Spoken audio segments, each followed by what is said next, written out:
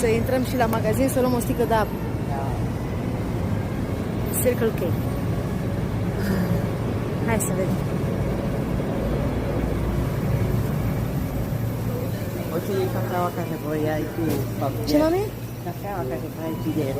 Vreau cafeaua ieri? Da, o să iei acum. Cremul știu. Eu știu ce vreau. Schwab. Doamne!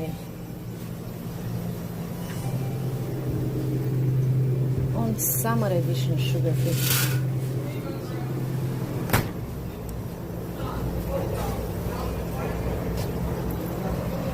Zi. Ce să vreau?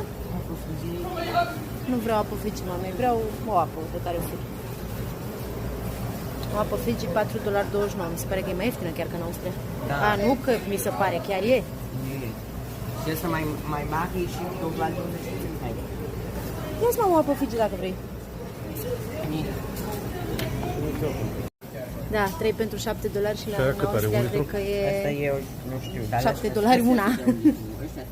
Dar un lucru e sigur, ăștia sunt înaintea noastră cu multe lucruri. Smart Checkout, ține tu, tati.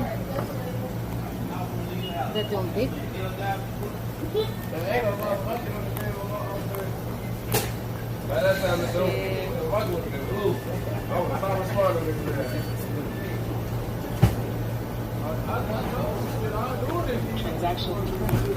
Și cu asta nici măcar n-am stat de vorbă cu nene. Mișto. Mișto, nu? Bă, sunt, într-adevăr, uite, la chestiile astea sunt cu mult înainte europei.